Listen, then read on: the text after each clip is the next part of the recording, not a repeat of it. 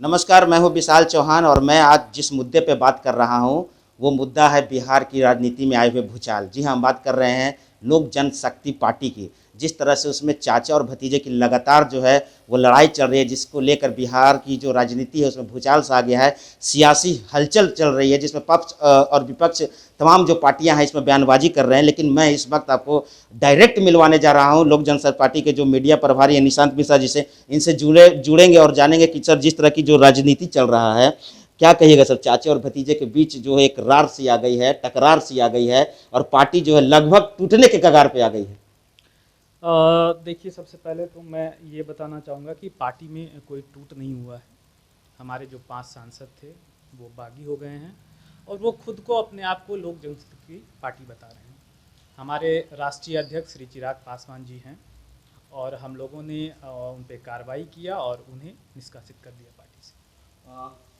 Sir, एक नाम आ रहा है और वो सामने निकल कर आ रहा है, सौरभ पांडे, जिसको लेकर काफ़ी कहा जा रहा है कि पार्टी टूटने की अगर जो कगार पे आई है तो कहीं ना कहीं वो रीजन है, वो नाम है, वो सौरभ पांडे है। सर, थोड़ा सा मैं जानना चाहूँगा सर, सौरभ पांडे है कौन? हमारी जनता को थोड़ा बताइए। देखिए, आदरणीय सौरभ पांडे जी, हमारा जो विजन डॉक्यूमेंट है बिहार फर्स्ट और बिहारी फर्स्ट, उसके जो हमारे सौरभ पांडे जी हैं वो ड्राफ्टिंग मेंबर हैं और लोक जनशक्ति पार्टी के चाणक्य, इसमें कोई संशय नहीं है।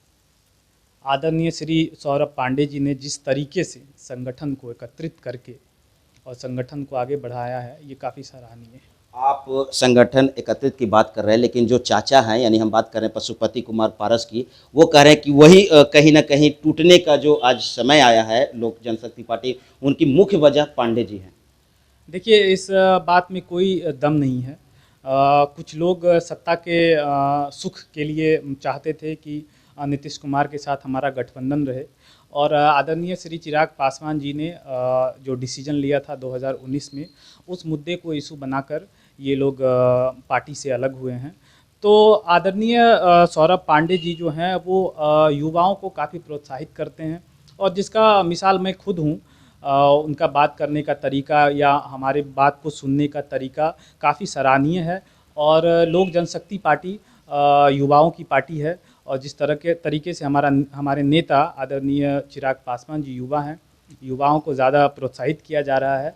तो ये बातें बिल्कुल ही अफवाह है। इन लोगों को सत्ता सुख चाहिए था, इसी वजह से कुछ अफवाह फैला के अपने आप को अलग किए। लेकिन चाचा जी का एक आरोप है, पशुपति कुमार पारस का एक आरोप है कि उन्हें अध्यक्ष पद से हटाया गया और किसी तरह का नोटिफिकेशन नहीं दिया गया। वजह वजह क्या है? देखिए, आदरणीय चाचा जी से मैं पूछना चाहूँगा कि आप बिहार लोक जनशक्ति पार्टी के प्रदेश अध्यक्ष पद पे कितने सालों से थे?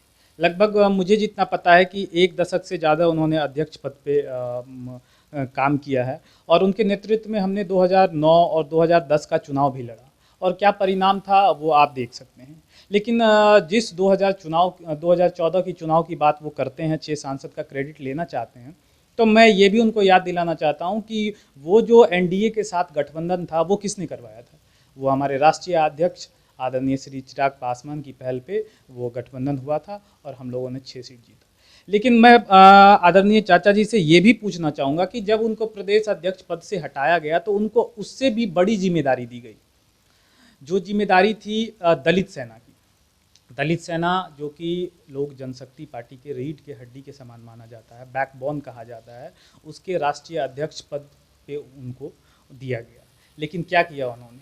उस संगठन को भी अच्छे से नहीं चला पाए और किसी के बहकावे में आके, सत्ता के लोभ में आके आदरणीय श्री चिराग पासवान जी के साथ गद्दारी की। बिल्कुल सही कहा आपने, बैकबोन था और इसी दलित और महादलित के पहले नेता थे बिहार के रामविलास पासवान जी, जिनको इन्होंने पार्टी को सींचा भी था।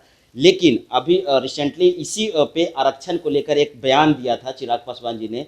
वो बयान भी काफ़ी विवादित रहा था। क्या था सर उस बयान के बारे में थोड़ा सा बताइए। देखिए, उस बयान में कुछ भी नहीं था। ये विपक्षियों के द्वारा जो है अफ़वाह फैलाया जा रहा है।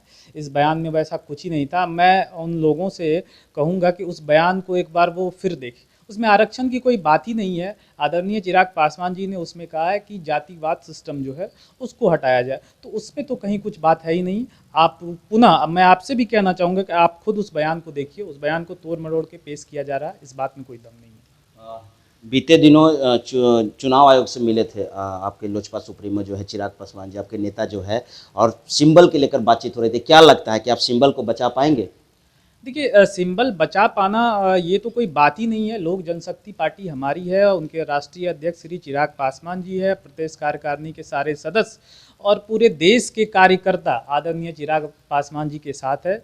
हमारे राष्ट्रीय अध्यक्ष कल चुनाव आयोग ज़रूर गए थे, 5 सदस्य की टीम गई थी।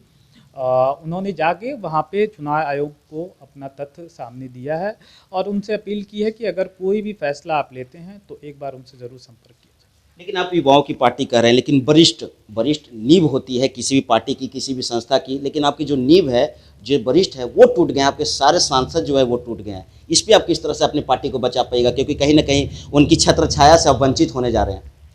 देखिए सही बात है कि हमारे पांचों सांसद गए हैं, लेकिन आप इस चीज़ को समझने की कोशिश कीजिए।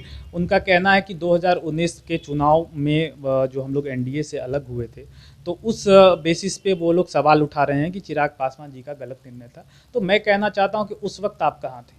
उस वक्त आपने आवाज़ नहीं उठाया, लेकिन आपने उस वक्त पीठ में खंजर घोंपने का काम किया जब हमारे राष्ट्रीय अध्यक्ष जी खुद बीमार चल रहे थे, टाइफाइड से ग्रसित थे, वो उठने के लायक नहीं थे। तभी जाके उन्होंने एक षड्यंत्र का शिकार उनको बनाया गया है। तो जो लोग, हमारे राष्ट्रीय अध्यक्ष जी भी इससे पहले कहे हैं कि लोक जनशक्ति पार्टी संघर्ष की पार्टी है और जो संघर्ष नहीं करेगी उसका लोक जनशक्ति पार्टी में कोई जगह नहीं है।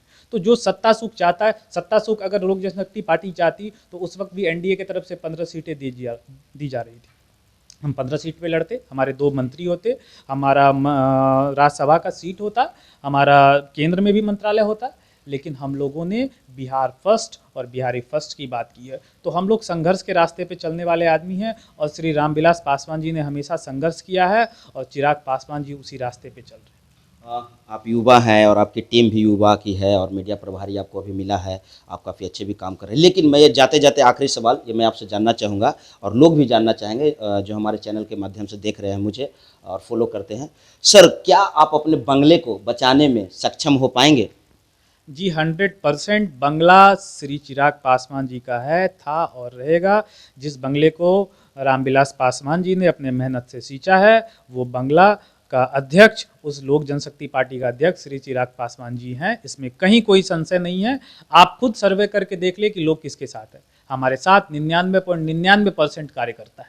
अगर ऐसा है तो आप कल जो मीटिंग किए हैं आदरणीय चाचा जी, आप उनसे पूछिए कि वहाँ की तस्वीर को सार्वजनिक करें, कौन कौन लोग थे उनको सार्वजनिक करें। तो आप खुद को 5 सांसद के साथ खुद को अगर आप नेता मानते हैं तो इसमें कुछ कहा नहीं जा सकता। इस बात का कोई तथ्य उनके पास है भी नहीं और इस बात में कोई दम भी नहीं है। मैं मानता हूं कि आने वाले समय में वो 5 सांसद जदयू में विलय कर जाएंगे या कोई और पार्टी का मूव करेंगे। तो आपने सुना कि जिस तरह से लोजपा के जो मीडिया प्रभारी है उन्होंने कहा कि जो बंगला है वो इनका था, इनका है और रहेगा, यानी कि चिराग पासवान जी का जो बंगला था उन्हीं को रहेगा। और जिस तरह की जो राजनीति हो रही है, जो भूचाल आई है बिहार की राजनीति में, चाचा और भतीजा की राजनीति में, तो कहीं ना कहीं ये सामने निकल कर आ रहा है कि जो राजनीति, ये जो लोजपा की जो पार्टी है वो चिराग पासवान की पार्टी है और विरासत की पार्टी है और उन्हें ही मिलनी चाहिए। और इसको लेकर लगातार बिहार में संघर्ष जारी है और छोटी बड़ी खबरों से ऐसे ही रूबरू होने के लिए देखते रहे और कुछ अपडेट आएंगे तो मैं जरूर आप तक पहुंचाऊंगा। तब तक मुझे दीजिए इजाजत।